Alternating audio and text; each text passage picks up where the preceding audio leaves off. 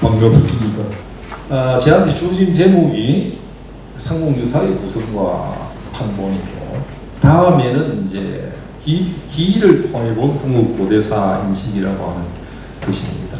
사실은 이건 전체가 다 어우러져 있기 때문에 편의상 이렇게 나누어졌을 따름이고, 제가 말씀 상공유사의 구성하고 판본의 문제는 다음 시간에 제가 또 말씀드릴 내용하고 맥락이 다 있고, 또 일부는 아마도 다음에 이야기할 분들하고도 약간의 중복이 되는 부분이 있을는지도 모르겠습니다. 어쩌면 당연하게 있지 않을까 하는 그런 생각을 가집니다. 이건 제가 이 판을 짠 게 아니고 주어진 판에 따라 가지고 제가 말씀을 드리는 것이기 때문입니다.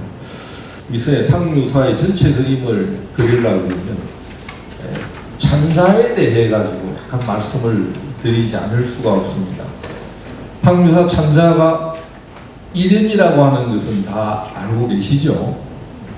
사실은 일현이 대구에 한 30여 년 살았던 사실을 아는 사람이 별로 없어요. 30여 년 살았습니다.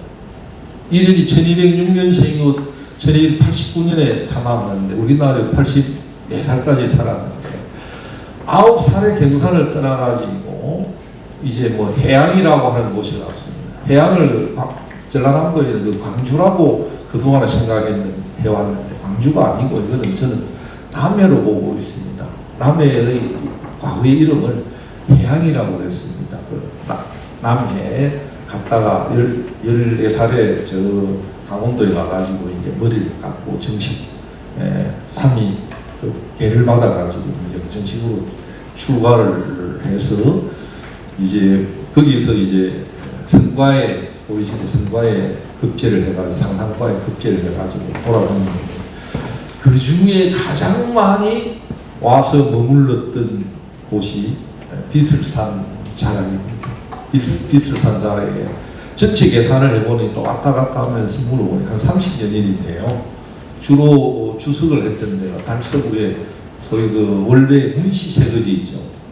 옛날 그 문모 시장에 그게 가본 그 뒤늦게 200년 전에 들어와가지고 한 열 서너 개의 기와집이 들어와가지고 그 원래 있던 절이 있던 자리입니다.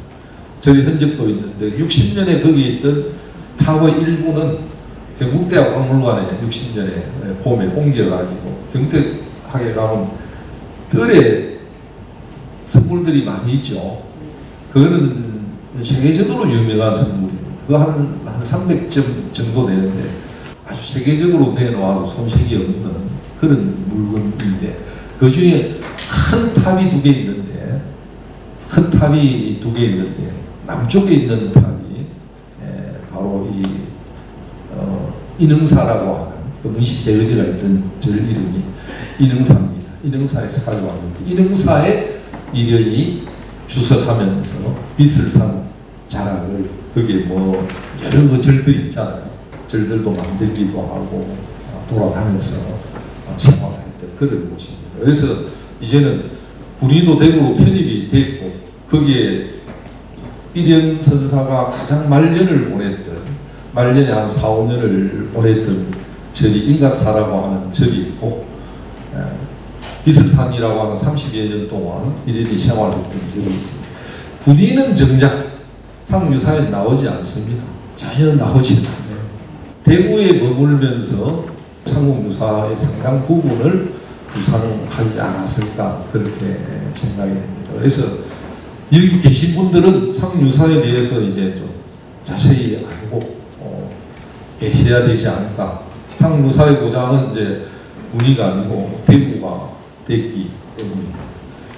그런데 이제 뭐 지금은 우리가 의심의 여지 없이 찬자를 일현이다 라고 하는 이야기를 다 서슴없이 할 수 있는데, 왜 일현이 아니라고 하는 견해가 있느냐 하면 그럴 만한 이유가 있어요. 우리는 일현이라고 정답을 가지고 지금 있지만 상유사 찬자가 일현인가 아닌가, 그럼 일현은 상유사 전체를 과연 본인이 다 창술했던가 안 했던가, 그럼 어떤 부분이 일연이 아닌 것이 내용이 들어있는가, 이런 부분이 굉장히 오래도록 논란이 되어 왔습니다. 우리가 정답이라고 하는 걸 알고서 접근하지만 실제로는 그렇지 않고 좀 미심쩍은 부분이 있다, 이렇게 말씀을 우선 드리겠습니다. 왜 그러냐 하면 이 조선 후기부터 약간 헷갈리기 시작을 했는데, 삼국유사에 보면 두 군데, 이제 이따 말씀드리겠지만은 전체가 139개 항목으로 되어 있는데, 거기 두 군데가 일연이 아닌 무극이라고 하는 이름이 나옵니다. 무극이라고 하는 인물이 나오는데, 이 관동 풍속 발현 수습기라고 하는 항목입니다. 하나는 거기에 나오고,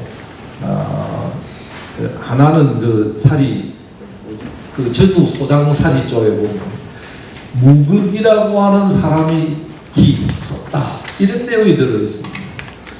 무극이라고 하는 사람이 이 부분을 썼다. 139개의 항목 가운데 유독 두 부분만 무극기 이렇게 썼는데, 무극이라고 하는 사람이 누구냐라고, 무극이 일연이면 문제가 안 되는데 무극이 일연이 아니면 문제가 될 수가 있는 겁니다. 적어도 두 군데는 일연이 쓰지 않았기 때문에 무극이 누구냐, 과거에는 일연이 무극일 거다 이렇게 생각하게 됐는데 일연이 무극이 아니고요, 무극이라고 하는 사람은 일연의 제자인 혼구라고 하는 사람입니다. 나중에 일연이 사망하고 인각사에다가 일연의 비를 세울 때 주도적인 역할을 했던 인물입니다.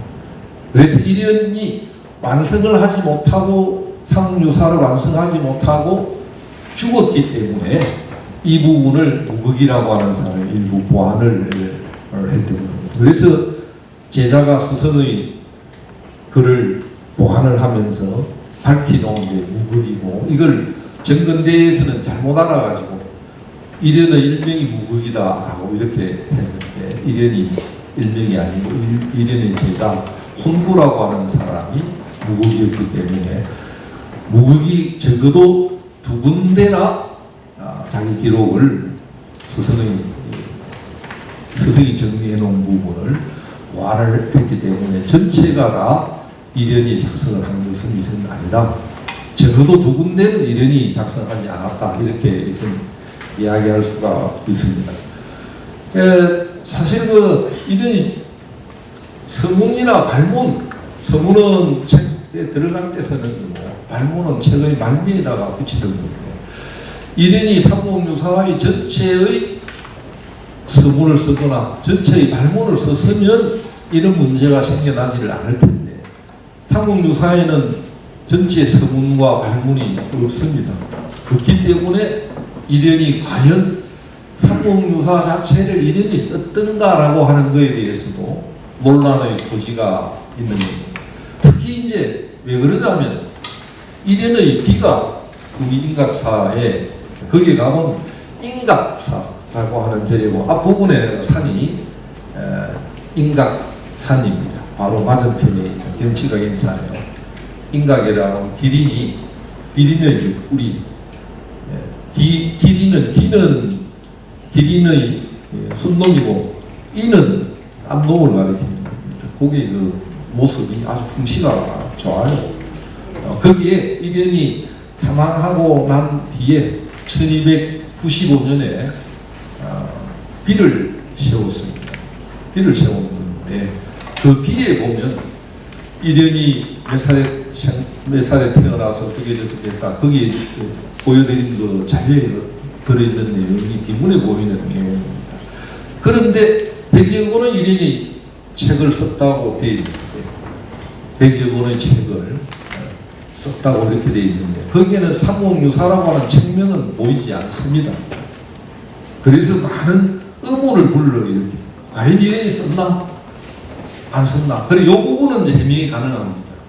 일연이 살아있을 때 삼국유사의 원고를 완성하지 못하고 어지간하게 완성했지만 불완전한 상태로 남겨둔 채 사망을 했기 때문에 이련이 100여 권의 책을 썼다고 해서 책명이 나와 있는데 삼국유사는 거기 보이지를 않습니다.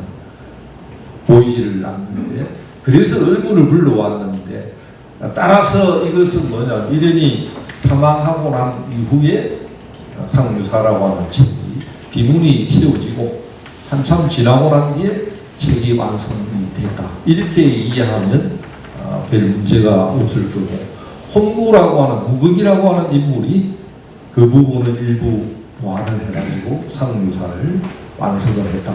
이제 이럴 때 뭐 또 의문이 생겨나는 거예요. 의문이 꼬리를 물고 나오는데 과연 그러면 어디까지가 이련이 있었던 건가? 두 번째는 이련이 완성을 못했는데 삼국유사라고 하는 책 이름을 이련이 지었느냐 짓지 않았느냐 이런 의문도 가져볼 수가 있는 겁니다. 그런데 거기까지 이련이 삼국유사를 쓰지 않았다, 삼국유사 이름을 짓지 않았다 이렇게 보기에는 너무 잔혹한 것 같아요. 이건 나중에 이따 말씀드리겠습니다. 책의 우선을 보면 삼국유사라고 했던 그 나름대로 이유가 있을 것 같아요. 그건 거기에 대해서까지 의심할 필요는 없고 일부는 제자가 보완을 했던 것이 틀림이었다 이렇게 생각이 됩니다. 그런데 또 다른 의문이 있습니다. 삼국유사가 전체 5권으로 되어 있어요. 5권. 삼국유사 1권, 2권, 3권, 4권 이렇게 5권으로 되어 있는데 요때 권이라고 하는 거는 말이죠. 오늘날 우리는 권하고 책을 같이 쓰잖아요. 한 권, 한 책 이렇게 쓰는데 원래 큰 개념은 뭐냐면 책이 큰 개념입니다. 책. 책이라고 하는 건 어디서 나왔을까요? 책 글자가? 네? 네. 한번 누구 말씀하시네. 책의 기원은 어디에 있냐면 이 책이라고 하는 이거 하나하나가 목간을 가리키는 목간을 묶었던 데서 비롯되는 글자가 바로 책이라고 하는 글자입니다. 그래서 사마천이 사기 130권을 썼다 종이에 쓴 게 아니고요. 목간에 썼습니다. 목간에 써가지고 한 책을 이렇게 글자를 해가지고 이렇게 두 줄로 이렇게 묶어가지고 두루 말아가지고 쓰는 거예요. 이 마른 걸 뭐라고 그러냐면 권이라고 합니다. 두루마리로 되어 있는 걸 권이라고 그러는데 책은 한 책이 한 권일 수 있고 또 때로는 한 권이 두 책일 수도 있는데 그런 경우는 드뭅니다. 한 책 속에는 여러 권이 들어가는 거예요. 그래서 책이라고 하는 게 목간에서 비롯되어 있는데 이건 상위의 개념이다 이렇게 이해를 하셔야 되고 한 책 속에 여러 권인데 권은 원래 이 두루마리를 가리킨다. 책 중에 말이죠. 책 중에 이렇게 선반에 올려놓은 책이 있어요. 이게 뭐죠? 아주 귀중한 거, 귀중한 책을 이렇게 선반에 올려놓습니다. 이 글자가 뭐죠? 경전, 법전, 성전 할 때 글자가 거기서 비롯된 겁니다. 그래서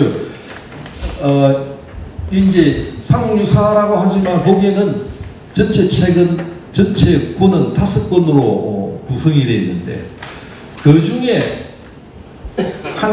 목판으로 이제 판각을 했습니다. 판각을 했는데 원래 전통시대에는 권별로 이렇게 이름을 씁니다. 그런데 여기에 특이하게도 권 5에만 1권, 2권, 3권, 4권, 5권 내 권 5의 첫머리에만 뭐라고 되어 있었냐면 거기에 국종 그 자료집에 나와 있습니다. 잠깐 권 5 첫머리에 국존이라고 하는 국사를 원나라 간섭기에 국존이라고 그랬는데 이렇게 보고 있습니다. 국사를 가리키는데 국사는 승려직 중에 가장 최고위직을 가리키는 겁니다. 승려. 예, 그 다음에 조계종 오늘날 조계종의 선종을 이 무인집권기에 선종을 정리해서 나온 게 그 조계종입니다. 조계종의 가지산, 우산 선문 가운데 하나 가지산문이죠. 가지산하, 인각사 주지, 원경충조, 원경충조라고 하는 것은 이런 작호입니다. 국존을 임명하면서 내렸던 거고, 대선사, 이련찬 이렇게 되어 있는 거예요. 이게 이제 왜 문제가 되느냐 하면, 이게 찬문했다, 이련이 지었다라고 하는 책이 권별로 다 나와 있으면 되는데, 5권대만 나와 있어요. 그래서 이제 의심을 하는 사람이 5권만 지은 것이라고 해야 되지 않느냐, 이렇게 주장을 하는 거예요. 1, 2, 3, 4는 다른 사람이 지은 거다, 이렇게 볼 수가 있는 거죠.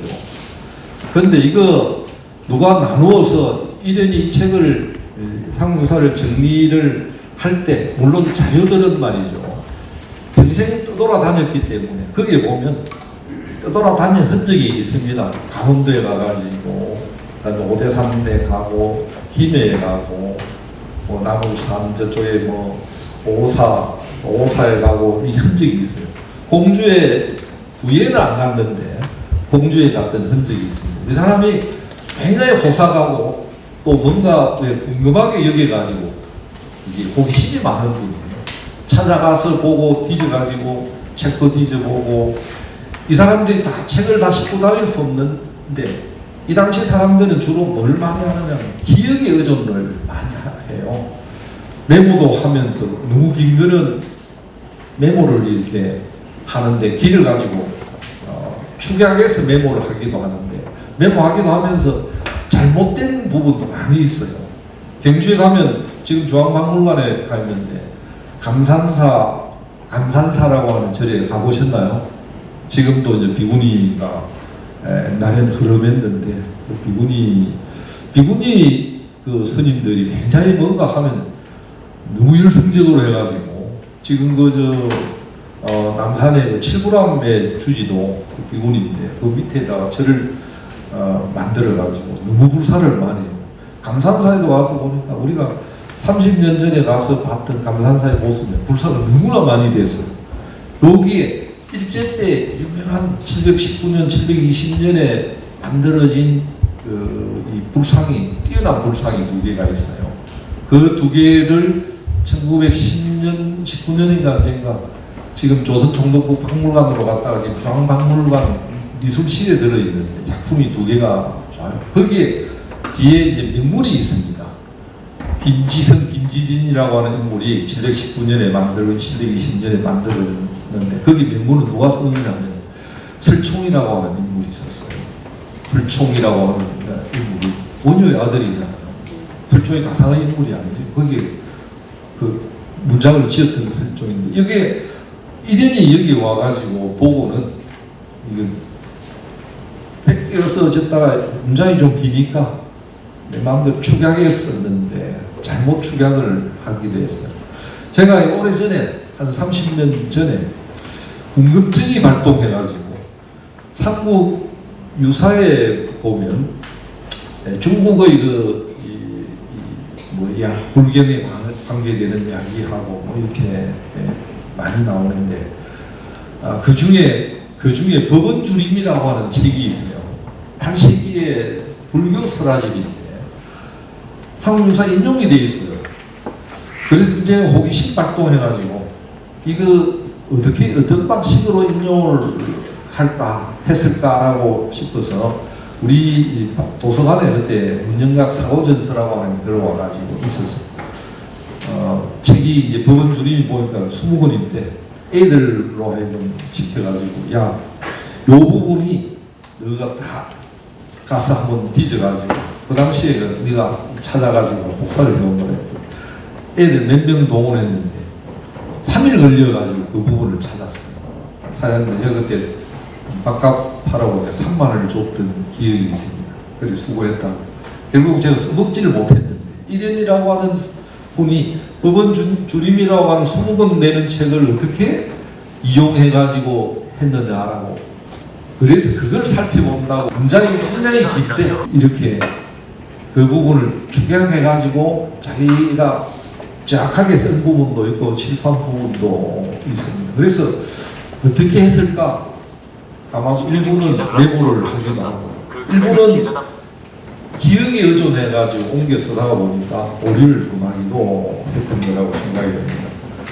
여하튼 제가 이제 이 말씀을 번거롭게 드리는 것은 5건 가운데 5건에만 국존 이련이 찬했다라고 하는 게 있어가지고 원래대로 한다면 1건부터 4건은 이련이 찬하지 않았다 이런 주장도 얼마든지 할 수 있고 또 그런 주장을 해왔던 사람도 있는데 나는 그렇게 보기에는 문제가 있다. 판각의 과정에서 이 부분을 잘못 빠뜨리고 생략해오다가 마지막 건에 와가지고 이 부분을 새겨 넣어서 그나마 다행스럽게도 국존 원경충조 대성사 이련이라고 하는 찬했다라고 하는 걸 보여주는 것만 해도 얼마나 다행입니다. 비문에도 보이지 않는 내용이 남아있기 때문에 이련이 찬했다라고 하는 걸 이제 보여주어서 그나마 다행이다 이렇게 생각이 됩니다. 그래서 너무 가혹하게 1건부터 4건까지도 이련이 아니다 이렇게 볼 필요는 없지 않겠느냐 생각이 됩니다. 그런데 이제 또 다른 하나 의문이 있어요. 이제 생명의 구조를 이야기할 때 이따 잠깐 말씀드리겠는데 상유사 첫머리에 뭐가 나오죠? 가장 첫머리에 그다가 뭐 왕역 여기 끝일 지자가 날일변이 들어가 있는 겁니다. 왕역편하고 기일이 일본어로 이렇게 되어 있는데 이 왕역편을 둘러싸고 논란이 굉장히 많습니다. 왕역을 이련이 썼느냐 나중에 구조에 말씀드리겠는데 요런 모습들은 삼국유사에서만 보이는 내용입니다. 왕역이라고 하는 게 뭐냐면 기전체로 되어 있는 역사서에 보면 여표에 해당이 됩니다. 연대기, 연표에 해당이 되는데 여표라고 하는 항목을 책의 첫머리에 제시하고 있는 것은 유일하게 삼국유사밖에 없어요.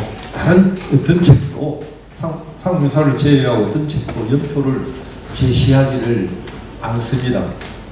그래서 이게 내용을 볼 때 왕역이 아마 이거 내용상으로 볼 때 처음부터 끝까지 다 완성하고 난 뒤에 앞부분에 뭔가 연대 표기를 비교하는 이런 항목이 들어가지 않으면 이해하기가 곤란합니다.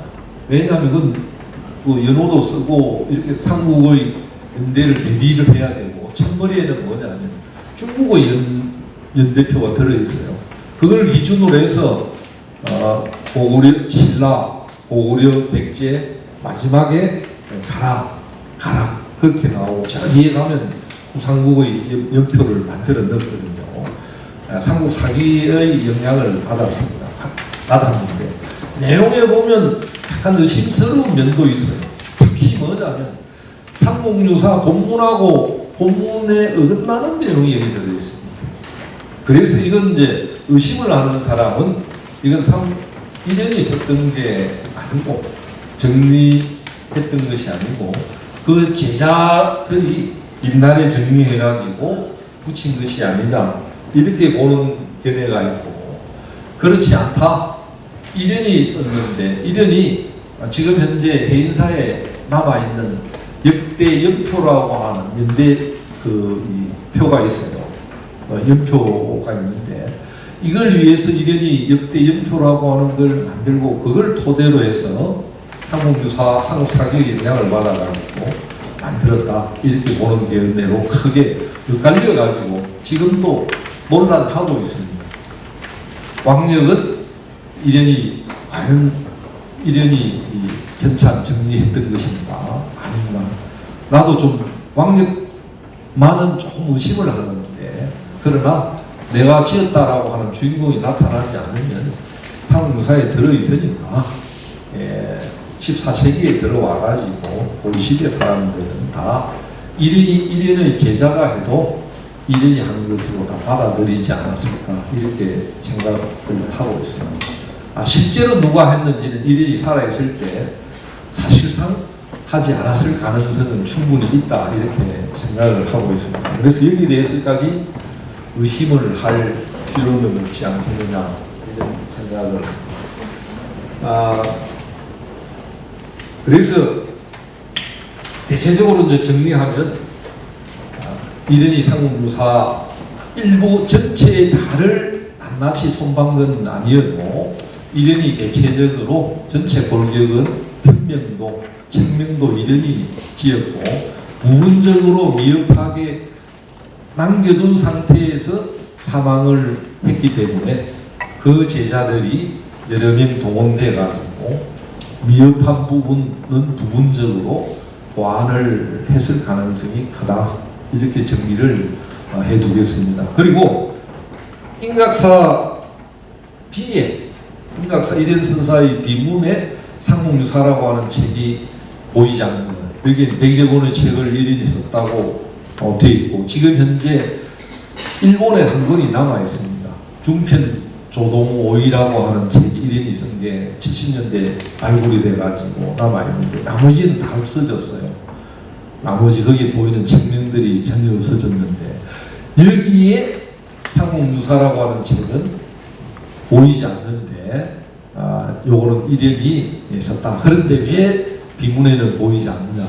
일연이 사망하고 또 비가 1295년에 세워지고 난 이후에 이 상공유사가 완성이 되었기 때문에 이 기록상에 등장하지 않는다.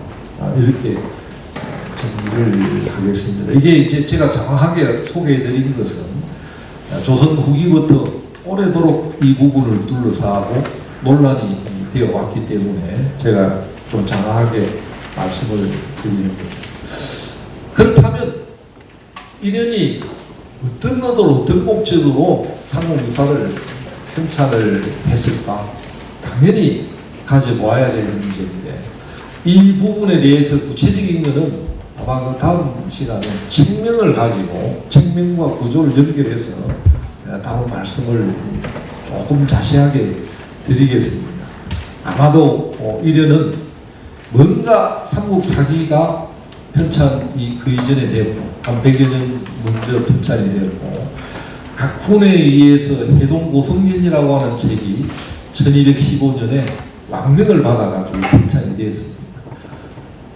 성녀들의 전기를 다루고 있는 이 해동의 삼국시대의 성녀들을 다루고 있는 해동고성진이라고 하는 책이 이미 나왔고 그보다 훨씬 앞서가지고 삼국사기라고 하는 책이 나왔는데 여기에 대해 가지고 뭔가 불만이랄지 미흡하다고 여기는 부분이 있어서 나름대로 새롭게 정리를 하고자 했다.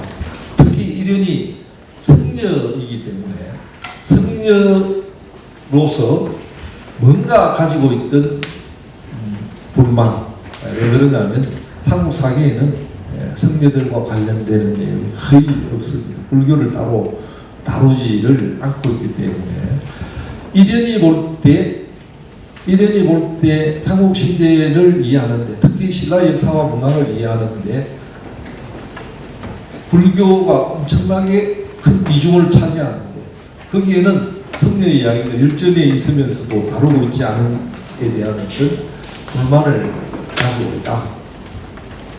그래서 이제 이련의 이야기를 신기한 일들도 삼국사기 찬자는 뭐냐면 합리주의 사관에 입각해가지고 불합리하고 황당한 내용은 역사 속에서 전부 배제하려고 했는데 이련이 생각할 때 황당하다고 여겨지는 신기한 일들도 영웅의 탄생에는 얼마든지 일어날 수 있다라고 하는 그런 생각을 가지고 있었던 것 같아요. 그래서 기존에 나와 있던 것이 사설 역사책들의 미흡한 부분을 보완할 목적을 가지고서 상공유사를 편찬한 것이라고 생각이 듭니다. 그건 나중에 책명을 가지고 다시 말씀을 좀 더 자세하게 드리도록 하겠습니다.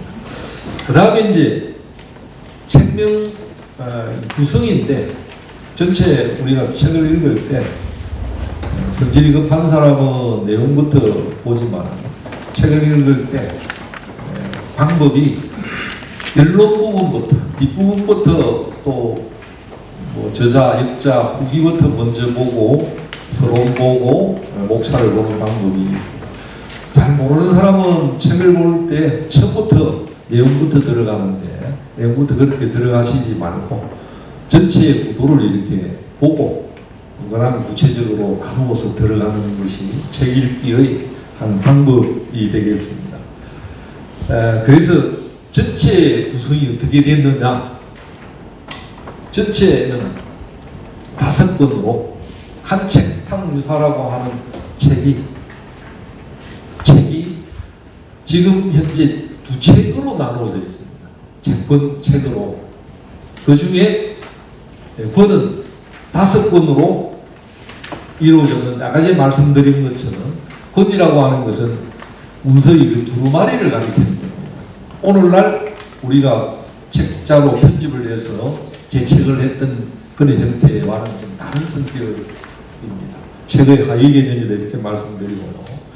그 다음에 전체 5권은 뭐냐면 9개의 편으로 크게 나누어져 있습니다. 9개의 편으로 나누어져 있고, 9개 편은 제일 작은 것은 3개 항목으로, 많은 것은 30여 개 항목으로 그렇게 해서 전체 139개 항목으로 이루어져 있는데, 그 중에 한 항목을 둘러싸고는 흥명사 10선조라고 하는 항목을 둘러싸고는 약간 논란이 있습니다.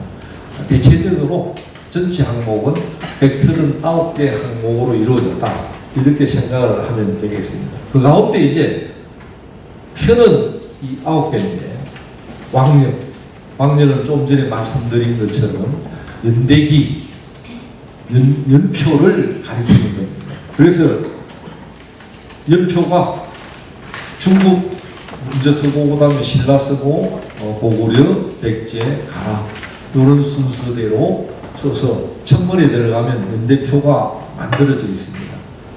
그 다음에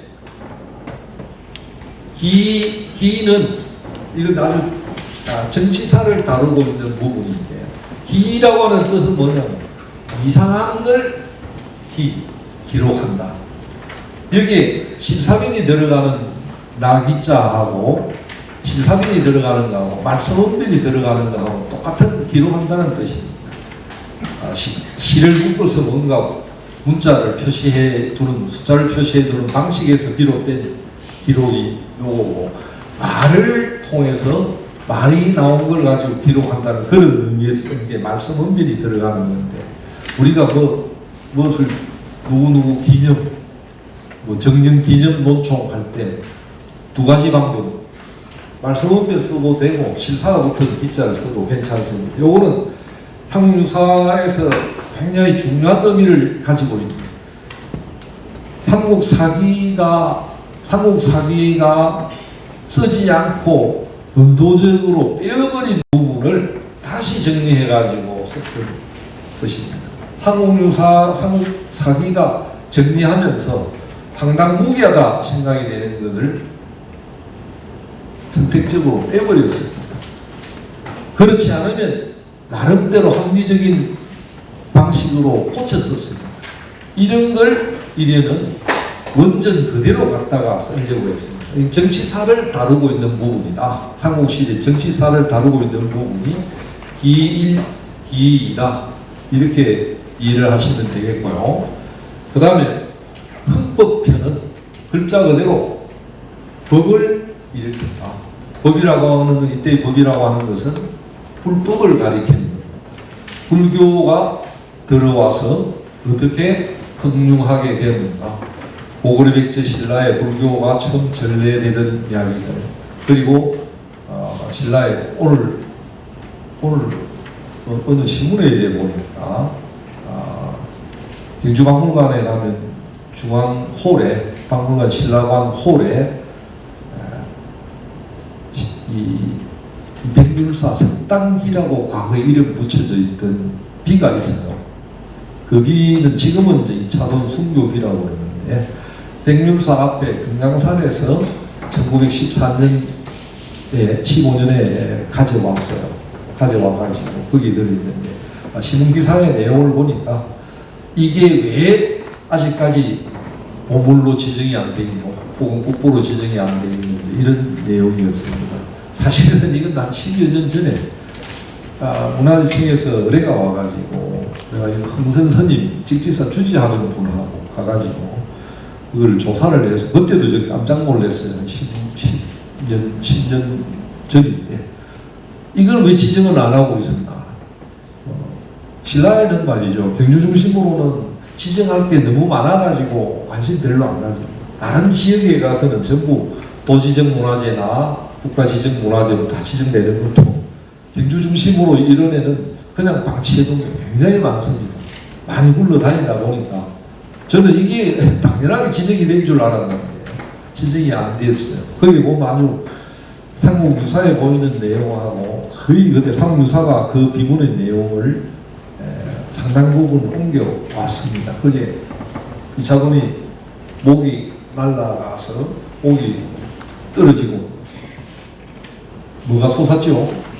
흰피가 솟았고 거기에 꽃비가 내리고 땅이 이렇게 진동하는 그런 내용이 그림으로 한 면이 그려져 있습니다. 전체는 6면인데 한 면에 그렇게 되어 있고 다른 한 면에는 이제 이차군이 순교하게 되는 배경과 관련되는 내용이 들어있는데 거기에 마모가 심하지만은 그 내용은 우리가 대체적으로 다 알 수가 있습니다. 그래서 지정이 그때 이미 10여 년 전에 가서 이래가지고 지정을 해야 된다라고 해서 보고서를 올렸는데 저는 당연히 지정된 줄 알았는데 아직까지도 지정이 안 돼 있습니다. 지금 아마 이제 작업을 추진을 하는 것 같아요.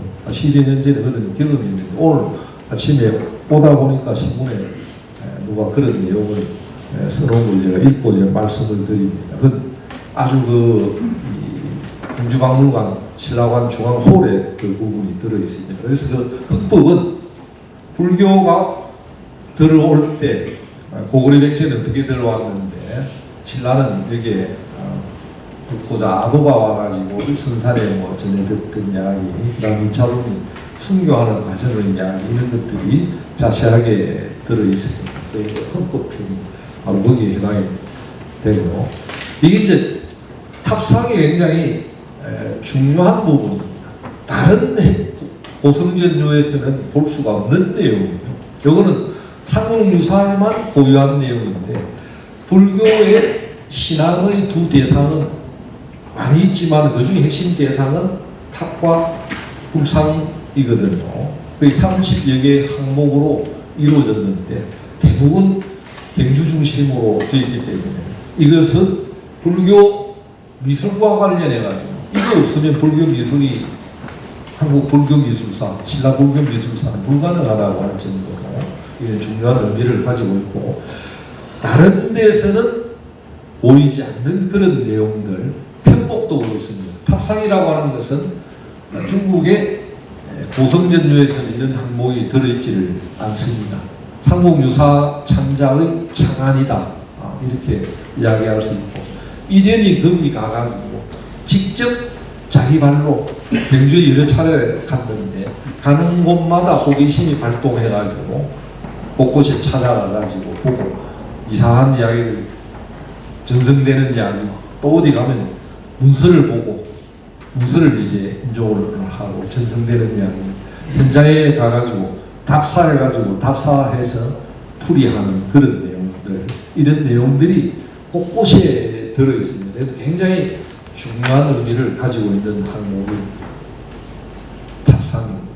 여러분 경주에 가서 뭘 보려고 그랬을 때 당장 찾아보는 건 이 부분에 찾아보면 이 부분 찾아보고 여주에 관련되는 거 읽고 가면 답사를 하는데 도움이 될 겁니다. 그 다음에 이제 의해라고 하는 것은 고성들의 전기에 해당이 되는 고성들의 이야기들입니다. 의해들. 거기에 보면 신라 당대 풍미했던 고성들의 온갖 문효, 자장, 이상 등등 해서 성녀들의 이야기들이 나옵니다. 그 다음에 이제 신주라고 하는 것은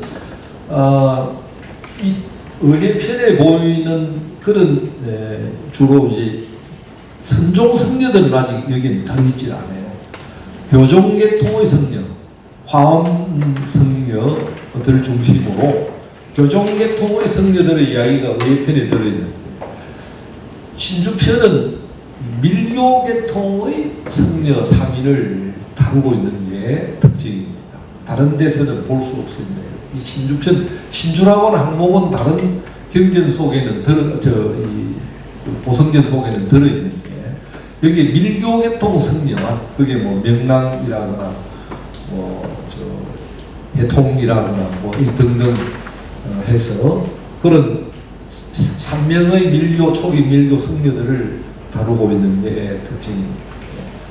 그 다음에 감통은 불교적으로 전부 거의 불교적인 내용인데, 불교의 어떤 감흥을 받아가지고 빌어가지고 어떤 뜻을 이루었다거나 죽다가 살아났다거나 이런 데 대한 불교의 어떤 굉장히 설화적인 내용이 들어있습니다. 감통. 그 다음에 피언이라고 하는 것도 다른 데서는, 다른 고성전주에서는 볼 수 없는, 피언은 피에서 숨어 들어간다라고 하는. 그런데 저는 개인적으로 이련이 왜 비슬산 자락에 와서 살았을까? 비슬산 자락에 숨어 들어가 가지고 살았을 가능성이 많다, 이렇게 봐요. 왜 그러냐면 이련이 1206년생인데 1230년대부터 이제 20대, 30대, 40대는 뭐냐, 몽골 병난의 시대거든요. 몽골 병난이 전국을 휩쓸고 갔을 때 이 사람이 숨어 들어와서 피했던 곳이 비슬산 자락이다, 이렇게 생각이 됩니다. 그래서 여기에 들어와 가지고 전국을 휩쓸고 갔으니까 숨어서 생활을 했던 자기의 입장을 나 외에도 득도하기 위해서, 부도를 위해서, 또는 뭐 정치가 싫어가지고 사회가 싫어가지고 도망했던, 숨어서 들어가지고 살았던 사람들의 이야기들을 모아가지고 피언편이라고 하는 항목을 만들었는데, 자기의 삶과 관련이 되어 있는 항목이 바로 이 부분이다, 이렇게 생각이 되고, 그 다음에 효성편도 마찬가지입니다. 이거 이제 효와 선의 이야기. 이때 선이라고 하는 것은 출가하는 걸 의미하는 겁니다. 고민이, 지금도 고민이 많이 하죠. 출가를 놓고 뭐 신부가 되거나 수녀가 되는데도 가야 되냐 말아야 되느냐 하는 문제를 둘러싸고 굉장히 고민을 안 하고 출가하고 하는 사람은 없습니다. 그래서 이게 고민을, 이련도 어릴 때 뭔 모르고 9살 때 집을 떠나왔지만 자기 고향은 그렇게 자주 갔던 흔적은 보이지 않고, 원효와 같은 고향인데 원효 이야기를 다루고 있지만 자기 고향의 이야기는 삼국유사에는 거의 보이질 않습니다.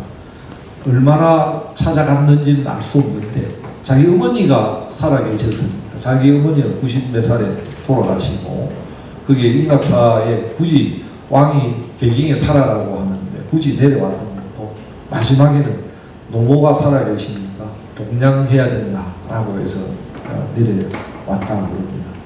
자기 노모를 아마 인각사에 모셨던 것 같은데, 자기 노모의 무덤도 그 북쪽으로 있습니다. 그래서 어떤 사람은 자기 외가가 그쪽이 아닌가 이렇게 보는 사람도 있습니다.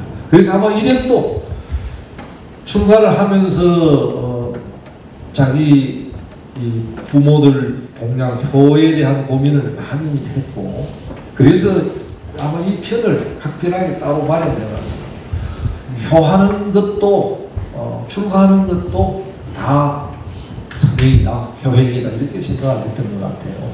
그게 그런 내용들만 끌어모아가지고 효승편을 따로 만들었던 것도 다른 데서 볼 수 없는 특징입니다. 그래서 항목 제목을 보면 탑상하고 희연하고 효성편은 다른 데서 볼 수 없는 이련이 가지고 있던 독특한 착안에 의해서 만들어내놓은 그런 항목이다, 이렇게 이야기할 수 있습니다. 내용상 우리가 주목을 해봐야 될 것, 마지막으로 여기 이제 찬시라고 해가지고 원래는 각 항목마다 유학적 인식에 입각하면 어떤 특별한 일이 있을 경우에 거기에 대한 역사적 평가를 내립니다. 삼국 사기에도 31개에 달하는 사편이 있어요. 이런 일이 있을 때 백제가 멸망했다. 백제가 왜 멸망했느냐. 어떻게 해가지고 멸망해서 뭘 잘못해가지고 멸망했다. 사편 평가를 하는 겁니다. 정근대 사회에서 유학자들이 역사서를 볼 때 평가를 일반적으로 하는데 여기에서는 특징이 뭐냐면 시를 지어서 역사적 사실을 평가하는 그런 독특한 방식을 취하고 있습니다. 이걸 찬시라고 그러는데 48수가 이게 소개되어 있습니다. 그래서 과거에 시를 아는 사람들, 한시에 밝은 사람들한테 물었습니다. 이련이 찬시를 썼는데 시에 대한 눈이 맞고 수준이 어떠냐고 그러니까 굉장한 수준이라고 해요. 흐트리게 쓴 것이 아니고 여기에 제 시를 잘 썼다고 그래서 그러면 이련의 시세계를 따로 다루고 있는 전체를 다루고 있는 사람이 있는가 모르겠는데 제가 그 당시에는 없었어요. 아마 다음에 이야기할 이종문 선생이 원래 한시를 하는 사람이니까 한번 물어보세요. 찬시 이야기를 아마 하게 될 것 같아요. 찬시에 대한 그 수준이 어떤 내용인가 물어보시기 바랍니다. 그리고 여기에는 독특하게 향가가 들어있죠. 향가가 들어있어서 현재 전해지고 있는 향가가 몇 수죠? 25수인데 여기는 14수가 들어있고 지금 화랑세기에 보면 신발견 화랑세기라고 있는데 그거는 뒤에 만들어진 것을 보고 있습니다. 거기에 한 수가 들어있습니다. 그렇다면 이제 삼국유사는 어떤 사체로 되어 있는가? 사체라고 그러니까 뭐 죽은 시체처럼 들리는데 그렇지 않고 요거는 사체라고 하는 것은 역사 서술을 담는 그릇을 가리킵니다. 역사를 서술하는 방식이 동양에서는 크게 세 가지 방식이 있습니다. 가장 먼저 나온 게 편전체고요. 편전체는 우리가 일기 쓰던 방식으로 쓰는 겁니다. 대표적으로는 왕조실록과 같은 게 대표적인 편전체적인 서술 방식이고 동양에서 가장 먼저 나와가지고 가장 쉽게 쓰여지는 방식이 편전체입니다. 공자가 정리했다는 오나라 역사책이 뭐죠? 춘추라고 하는 책인데 그런 전형으로 되어 있습니다. 편전체 이렇게 있고 그 다음에 기전체와 기사본말체가 있는데 기사본말체는 오늘날 역사서술하는 방식입니다. 사건을 기록하는데 본말을 원인과 경과, 결과를 아울러서 하나의 완결된 서술 방식을 취하는 기사본말체라고 이렇게 하는데 이건 가장 뒤늦게 나왔습니다. 일찍이 나와서 문제가 됐던 게 기전체라고 하는 사체입니다. 기전체는 누가 발명했죠? 사마천이라고 하는 사람이 발명품입니다. 이건 항목별로 나누어져 있는 겁니다. 특히 기전체는 핵심이 뭐냐면 본기와 전, 열전입니다. 본기와 열전을 주축으로 해서 거기에 세가가 들어가고 지가 들어가고 지 또는 서라고 그럽니다. 연표가 들어가는데 이 사마천이 자기 한나라 무제 때 무제라고 하는 사람은 강펀치 소유자거든요. 우리 역사와도 관계가 있습니다. 한사군을 설치했던 인물이죠. 인물이고 이 사람이 흉노에 이 당시에는 한나라가 안정적으로 유지해 나가기 위해서 가장 고심했던 게 북방의 기마유목집단 그 가운데 흉노였습니다. 중사를 이렇게 보면 말이죠. 남쪽에 있는 왕조는 유지되어 나갈 수가 없습니다. 남쪽에 있는 세력이 등장해가지고 왕조의 위협이 되는 경우는 없습니다. 남쪽 지역에 강남 지역에 뿌리를 두었던 그 뿌리를 가지고 있는 나라가 유일한 나라가 명나라입니다. 그런데 명나라도 남경 지역에서 발생했지만 3대 영락제가 되면 수도를 북경으로 베이징으로 옮겨요.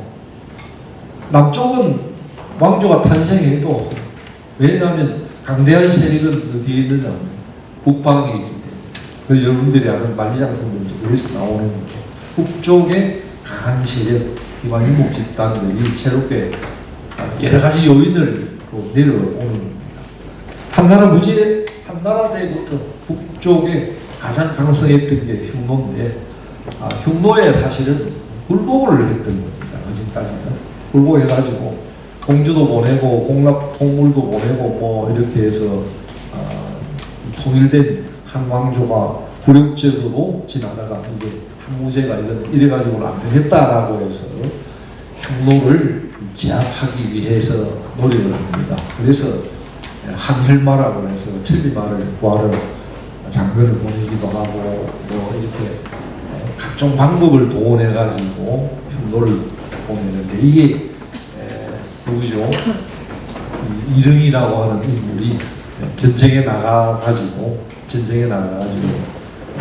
흉노에 항복을 합니다. 이유가 있는데 항복한 걸 알고 나중에 무제가 그 노모하고 처자식을 이제 죽이게 되는데 사마천이 이릉을 변호하다가 궁형을 당해가지고 죽으려고 40 초반에 42살인가 그랬는데 죽으려고 그러다가 자기 아버지의 가업을 이어가지고 자기 아버지가 사관이었어요. 이어가지고 만들어서 고심했던 결과가 바로 사기라고 하는 책으로 정리되어서 나왔는데 이 사기에 쓰여진 체제가 사체가 바로 기전체입니다. 이게 뭘 의미하느냐면 역사는 제왕의 역사다라고 생각했던 것을 일거에 바꾸는 겁니다. 제왕이 지 마음대로 하는 것이 제왕이 혼자 독특하다고 다 되는 게 아니다라고 하는 생각을 가지고 있었어요. 많은 사람들의 지혜와 힘이 필요하고 역사를 움직여 나가는 힘은 이런 다수의 힘에 의해서 나온다 생각했습니다. 그래서 여기 중요한 게 열정입니다. 자기가 궁형을 다한 거에 대해 가지고 한 문제에 대해서 속으로 얼마나 이건 죽을까 살까 거기에 보면 자기 친구 이만에게 보내는 편지에 보면 돈만 있었으면 이렇게 안 나갈 텐데 이런 내용도 있습니다. 난 돈도 없고 뭐 이래가지고 돈 50만 양만 있으면 나올 수 있는데 뭐 어쩌고저쩌고 이런 내용도 있습니다. 그래서 이 에너지를 이렇게 사기를 쓰는데 전력을 기울이게 되는데 이게 핵심이 뭐냐면 전에 관한 열전에 관한 내용 역사를 움직여 나가는 많은 사람들이 역사를 움직여 나가는 힘으로 자기물로 해가 제왕만이 역사를 움직여 나가는 주체는 아니다라고 합니다. 굉장히 진보적인 생각이라고 그렇게 얘기는 되겠습니다. 130권 가운데 열전이 무려 70권을 차지하는 겁니다. 60% 가까이가 되는 것 같아요. 이 이후에 여기 기전체 열전이 뛰어나고요. 이 이후에 열전 기전체가 중국사에서는 정사에 계속 정사로 쓰여지지 않은 이걸 정사라고 부릅니다. 다른 건 야사라고 하는 것이 아니고 국가에서 인정을 해가지고 국가사로 정리되는 서술 체제가 바로 기전체이기 때문에 기전체로 정리된 걸 정사라고 이렇게 표현을 하는데 중국에서는 25사 또는 24사가 있습니다. 25사, 24사가 있어서 왕조사가 정리되고 우리도 이걸 본받아가지고 썼던 게 삼국사기하고 고려사라고 하는 기전체로 쓰여졌습니다. 삼국사기 기전체로 이제 쓰여진 걸 보니까 이련이 여기 좀 불만을 가지고 있었던 아까 제가 말씀드린 것처럼 여기에 이거 들어가야 될 게 불교와 관련된 성교와 관련되는 이런 걸 거의 다루지 않아가지고 불만을 가졌고 또 희미한 힘이 역사를 추동하는 힘이 될 수도 있고 한데 이런 부분을 다 뺐다라고 해서 새로이 정치사도 정리하고 불교와 관계되는 것도 이제 정리해가지고 새로이 넣으면서 고심을 엄청나게 했습니다. 그냥 하루아침에 나온 게 아니고 이 9개의 편목을 어떻게 분류할까라고 고심을 해서 이 부분이 창안을 했다 이렇게 이야기할 수 있습니다. 그래서 일연이 삼국유사를 쓸 때 사체가 뭐냐는 걸 둘러싸고 논란이 많은데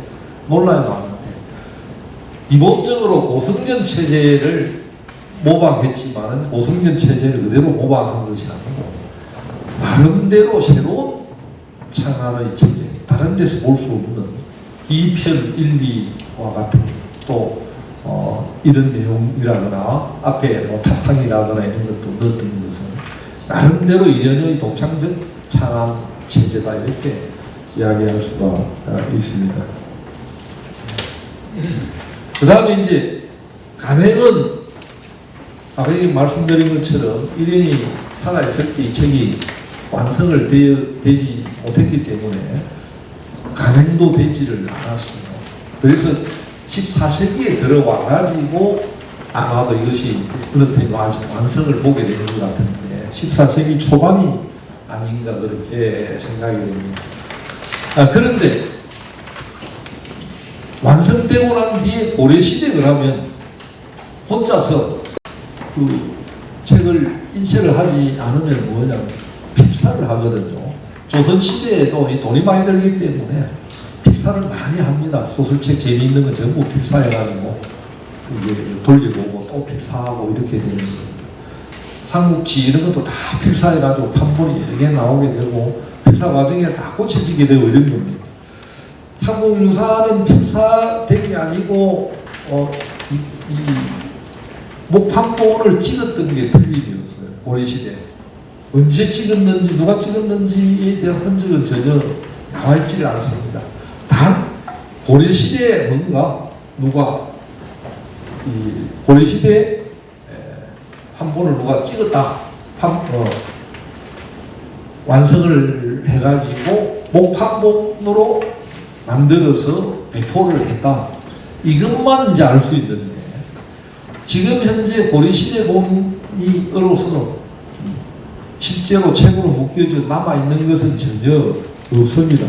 그래서 이걸 둘러싸고 어떤 사람은 고려시대 판본은 없다. 고려시대 안 찍었다. 이렇게 주장하는 사람도 있는데 대부분은 고려시대 찍었다 이렇게 생각을 하고 있습니다. 저도 이건 조선시대에 와서 이걸 찍은 게 아니고 고려시대에 이미 이 책을 찍었던 건 거의 틀림이 없다. 얼마만큼 어렵게 찍어서 배포됐는지는 잘 알 수 없지만 이 고려시대에 찍었던 게 어디에 들어가느냐 하면 조선 선초본에 들어갔던 것으로 생각을 하고 있습니다. 선초본이라고 하는 건 이 김그두라고 하는 인물이 말이죠. 경주부사로 와가지고 삼국사기와 삼국유사를 두 개를 가지고 책을 이거 경주에 와서 보니까 신라천년 왕동대 여기에 삼국사기와 삼국유사가 버전에 간행이 됐는데 책이 흩어지고 없으니까 김그두라고 하는 사람이 삼국사기와 삼국유사를 다시 복간을 하게 됩니다. 그런데 이때 고려본을 구해가지고 복간을 하고 날라간 건 없어진 거는 목판이 있는 건 활용하고 없는 거는 선초본을 새롭게 만들어서 1394년 선초본을 정리를 하는 겁니다. 여기에 뭐냐면 고려시대 본이 일부 들어가 있다 그렇게 생각이 되고 여기 김그두가 발문을 썼는데 이 삼국사기와 삼국유사를 동시에 편찬을 목판본으로 다시 정리해가지고 편찬을 했는데 삼국유사에는 발문이 없어요. 삼국사기에만 발문이 붙어 있습니다. 김그두가 어떻게 해서 이 삼국사기를 편찬했느냐. 삼국유사의 뒷부분은 붙어 있지를 않는 겁니다.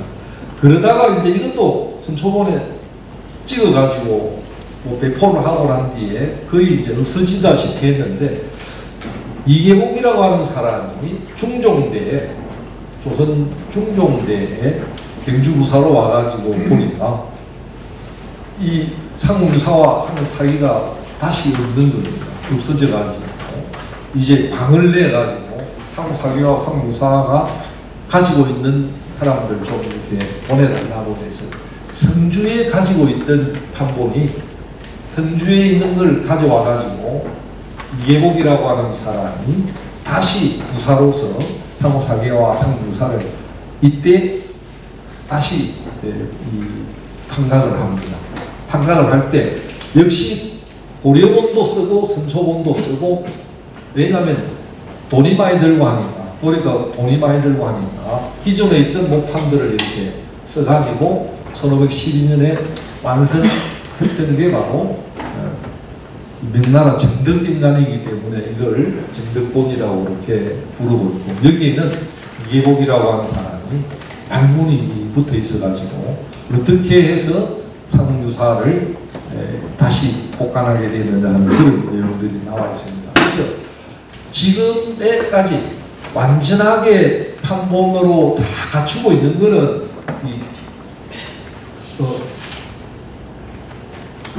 이 정덕본입니다. 정덕본이고, 선초본은, 고려본은 책이 없고, 선초본은 일부만 국보로 지정이 되어 있는 게 1권, 2권 나와 있고 4권, 5권 나와 있고 3권은 말이죠. 개인이 소장하고 있는데 핍사한 것이 있습니다. 핍사한 것이 있어가지고 선초본은 완전한 판본은 없어요. 1, 2권하고 4, 5권. 혹시 여러분들이 만일 선초본을 완전히 가지고 있으면 성녀 중에 성녀 모씨가 핍사되어 있는 3권을 가지고 있는데, 그걸 전에 지금 경상북도 지금 군위에서 정리했는데 경상북도에서 출연해가지고 목판본 판각을 했어요.